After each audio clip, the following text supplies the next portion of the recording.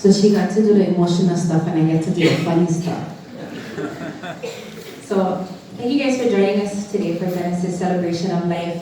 And as my husband would say, God didn't create another day for you, but another day for someone else who needs you. And some of you might ask yourself, well, when did he ever say that? But then there are some of you who have gotten to know him over the past few years who have heard him say this over and over and over again. And it's my honor today to talk about this man, Denis Kamakea, and the man that he was up until the end. But I can't get to the end of the story without first telling you about the beginning. When Denis and I met in '99, we were just babies. We were just babies that fell into something without even knowing what the rest of our lives would look like. At 17 and 18, who would have ever thought that we would have lived the abundant life that we did? We met at McDonald's where I'd been working in high school, and his sister Damelin was my manager. She asked me if I would go to the prom with her brother. You know, I was never that boy crazy kind of girl, but when I met Dennis, I knew. I knew this man was gonna love me for the rest of his life. So as the story goes, I gave him a Big Mac, and he gave me his number. And the rest was history. So after high school, he moved to Utah, and I went to LA for college. We talked on the phone every single day. And back then, before cell phones, we had calling cards. You guys remember calling cards? It would cost us 5 cents a minute. And we probably spent about $150 a month just talking on the phone all day long. But at the time, living in Utah, KCCN just started streaming Hawaiian music on the internet. But to use the internet, you remember what you had to do? You had to get off the phone and use dial-up. So D and Kamai always wanted to listen to music, and he would be so mad and say, "Why they gotta listen to the radio?" Then he would storm out of the house with his habut face, go into the snow to cool down in his cut-off shirt and his puka basketball shorts. So what did he do? He got a cell phone. He paid $50 a month for 200 minutes. But we talked so much that his first cell phone bill was $400. He was so pissed. He threw the phone out the window. You know, Dennis and I used to have a code, and it was a small code, like a sign that was our own. So one day when we were in Las Vegas, in the back of my Auntie Kiana's car, he squeezed my hand, and I squeezed it back. He squeezed it 3 times, and I squeezed it 4 times. We looked at each other in pure amazement, because we knew what we were saying without even speaking a word. He said, "Babe." And I said, "What?" He squeezed 3 times saying, "I love you." And I squeezed back 4 times saying, "I love you too." And when we had Lao, we taught it to him. So some nights in bed, all you could feel was hands and legs and feet bumping into each other saying, "I love you," over and over again. My husband was the kind of guy who loved to impress people and play jokes on them. He would practice his card tricks for hours. So by a show of hands, even outside, how many of you guys have ever been burned through your hand with his cigarette trick? Right? Yeah, many times, right?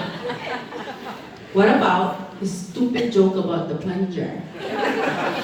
He was the one you never wanted to play King's Cup with. Don't ask me what King's Cup is. Because his rules were the worst. He literally think of the rules all day long. And when it was time to play, he would say, "You cannot show your teeth for the whole game." Or you have to slap someone's head before you take a sip of your drink. Or, if you saw the pictures on the wall, you had to stick your finger in your nose every time you had to take a drink. He would call the radio station on Stupid Joke Friday and tell stupid jokes, and he'd win. He won tickets to Snoop Dogg and other things, and he just gave away the tickets. Lao Lao does the same thing. He calls the fish and he wins gift certificates for answering Bible questions. So as they say, the apple doesn't fall far from the tree. Do you have the Chris video? So this is just a small reminder of who Dennis was. So if you guys know him, he likes to impress. It's about a few minutes, but you get it. What? No.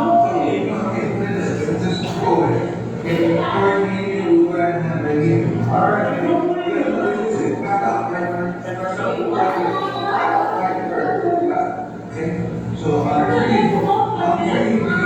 on three, you just right there. Okay. Like everything now, on 3. On 1, 2, 3. No, right? Okay. Okay. Okay. Kaya kung nahanap din sila ng pulisan o congressman, bibigyan ko ng bato. Okay. Kaya naman ang gila. Okay. Bibigyan ko sila. Bigyan ko sila. Samahan na nila. Pero, parang ako dito pa lang sila. Okay. Yeah. So, I think, yeah.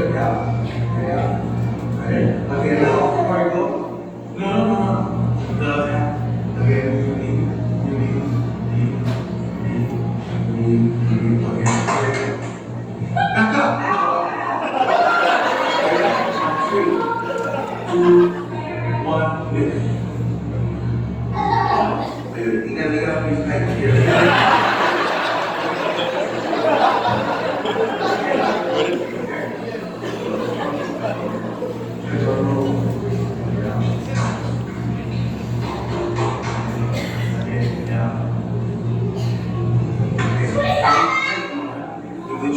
Ready? 1, 2, 3.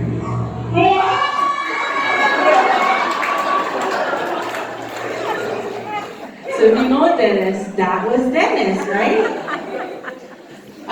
Dennis had a way of changing the atmosphere all around him. And when he was happy, all was right with the world. My husband wore his emotions right on his sleeve. So if he was sad, the world was sad. And if he was mad at you, you knew it. Many of you in this room have had that experience, and you know what I'm talking about. So one time we went to Maui to go to Front Street to go for Halloween, and the movie Shrek just came out. And I thought it would be so cool if we dressed up as Shrek and Fiona. So I convinced him it would be great. We'd be matching, we both wear green makeup, and he didn't want to wear makeup. But I told him, how can you be Shrek without makeup? No one's going to know who you are. So he agreed. I made our costumes. And then I shaved his head. And he was mad about that, because back then, he bald head now, but he had plenty hair back then.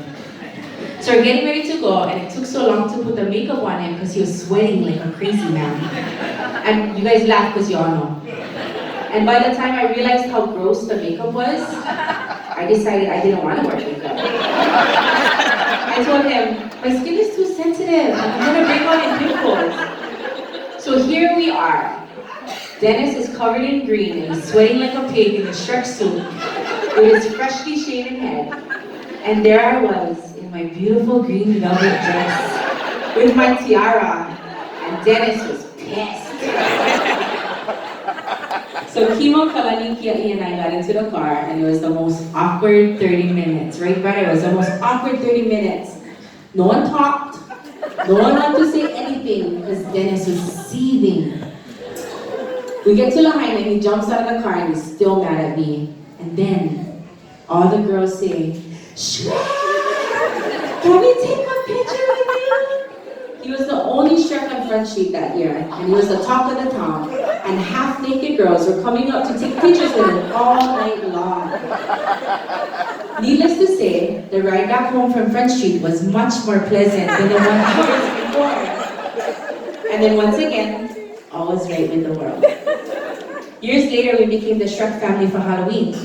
And to avoid any pissed off Dennis from years ago, I put green on my face.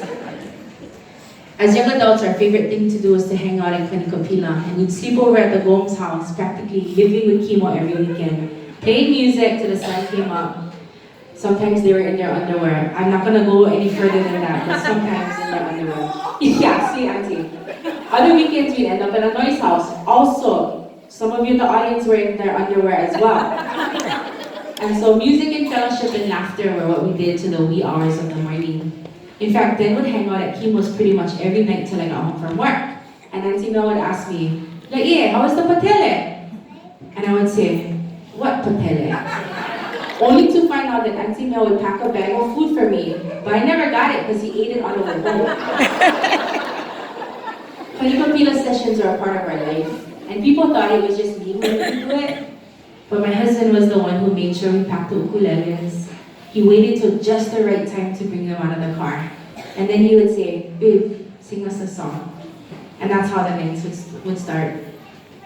Before living in Waimanalo, we lived with my parents from 2001 until 2007. And all those, I don't know, something like that. And all those years, I didn't know how my family put up with us, but they did. For all the craziness that my relationship brought to our home, my mom and dad loved Dennis as their home. When Dennis became a daddy in 2004, he became a different man. Where you saw Lao, you saw Den. Where you saw Den, you saw Lao. And here's where we get real, right? So many of you guys knew Dennis intimately, and he wasn't ashamed to tell people about his mistakes or the problems we face as a couple and a family. Those who knew Dennis for a long time, you guys know what we're talking about. Depression and addiction followed him around, and it had its way with his mind. When we separated, Dennis met a group of men who changed his life. And when Dennis began to serve our God with his whole heart, his life changed. He was on fire, and it wasn't the kind of superficial kind of fire. He was transformed by God in a way that I can't explain. We started doing life together as husband and wife, not just as roommates. And we were parents to our amazing son. He led small groups. How many of you guys were invited to a small group by Dennis? Raise your hand. Holy moly. But he and Lao, they had a special bond. He taught Lao how to pray and how to love others even when they're hard to love. When we went to Nepal together on a mission trip, we saw and experienced things that would take a week to explain. We met people that God told us we would meet. And before he left, he had a vision of a white ram. He was so bummed that on day 9 of our 10-day trip, he didn't see a ram. He saw goats and cows and all kinds of stuff, but no rams. And then we met Alan Rai. And Alan had a marriage that was failing, and his family story was so similar to ours that they were going to give up on their marriage altogether. We went to have dinner with them one night, just me and Den and 2 members of their church. We didn't sit there and throw a Bible at them. My Portuguese husband just told him our story. We sat in their yard and we played ukulele while Alan and some neighborhood friends accompanied on the guitar. And then Dennis saw it. There were vases lining the yard with the face of a white ram on each side. We both rejoiced, knowing that God placed us there for a reason. That night, the couple held hands for the first time in years, and they said, "I love you." Alan had tears in his eyes as we left, and we kept in touch for a while on social media. And it's this transparency that Dennis had. That's what made him special, and people noticed. But what I realized that it's not us that transform other people.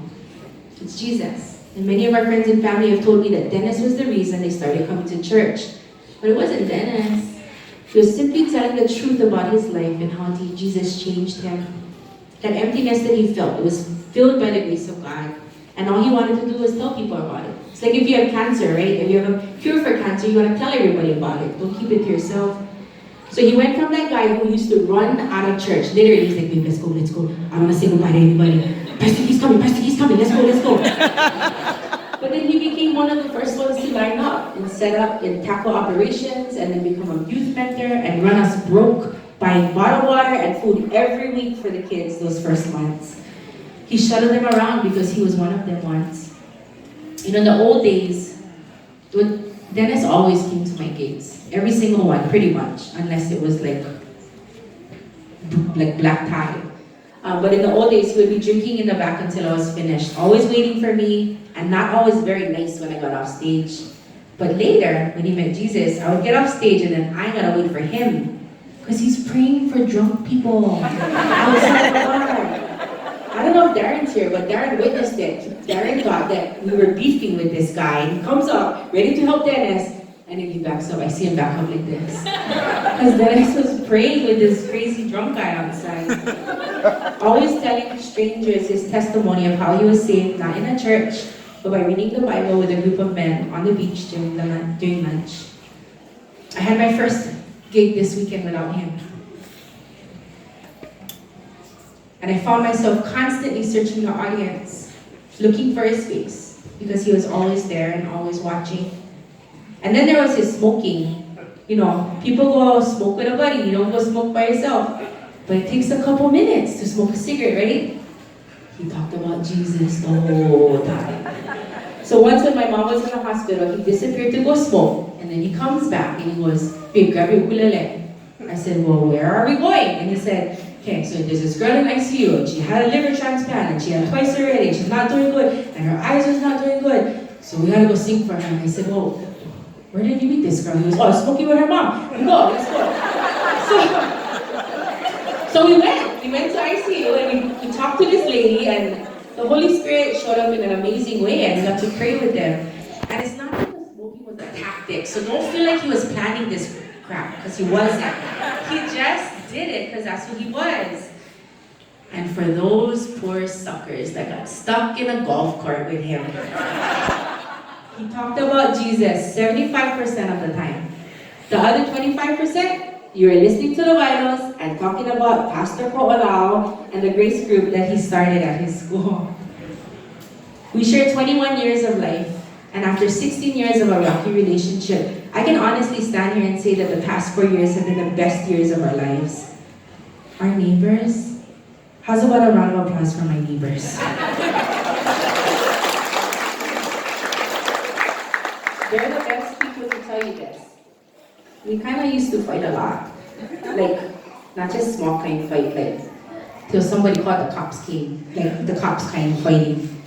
But then Dennis found Jesus, and he chose to forgive instead of live in that emotion, and that doesn't happen by itself. It's evidence of a man transformed. Up until the end, when we were in the hospital last month, Dan refused to take too many painkillers. And when the nurses would ask why, I'd explain that he was an addict once. He doesn't want to go back there when we get out of the hospital. The nurses and staff at Pastel Hospital became our family for 11 days. We shared the gospel, we shared our anxieties, we worshiped together in the early mornings and read the Bible at night. And those days in the hospital were a godsend for us. A special gift where we got to know each other so deeply. When Dennis went into a coma, his heart stopped beating. The castle staff didn't want to give up. They worked on him so faithfully for nearly 2 hours. And there were tears in their eyes when they had to stop. Several of them came up to me and even texted me later and Instagrammed me and said that his life had inspired them. They saw Jesus in Dennis all the way up to the end.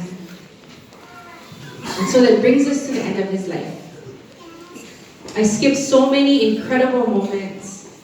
Dennis was a man who was born with a big smile and a big heart, but the world had trampled on him over and over, and his happy spirit was buried under layers of anxiety and depression. But when he found God, he found his true self. A prophecy was given to him saying that he would be a fisher of men, and that the gift of evangelism will be upon him, and that families would bow down and know that there is a God because of our story. The same prophecy said that I would have an epic marriage. And you know, after Christ, you still fight with your husband or your spouse, and I would tell him, yeah, epic marriage. This marriage is so epic. So terrible. But you know what? Man, I had an epic marriage. Epic marriage. His loss is like taking 3 sheets of paper, mommy, daddy, and love, gluing them together, and then trying to separate one from the other two. It's gut-wrenching when we think about him not being here with us daily, but that feeling is eclipsed by the joy we have in knowing that he's no longer suffering or in pain. He's at complete peace with his Father in heaven, waiting patiently for us to get there, hanging out with our 3 children who never experienced life here on earth. 3 lovely children who now have the privilege of having a daddy in heaven. To the Proside Kaneohe youth, Uncle Dennis loved you very much. He told you stories about his pain and his suffering before he knew Christ, not to scare you, but to show you evidence of how loving our God is. And to those of you in the audience today who Dennis was irritatingly inviting you to church, I hope you can see why he cared so much. Because Jesus left the 99 and went after him. And Jesus will do the same for you. So as he used to say, God didn't create another day for you, but another day for someone else who needs you. He didn't just say those words, he lived by them. The greatest fisher of men that I have ever met, who used the last 4 years of his life to change the hearts of people around him and point it back to Jesus. Thank you.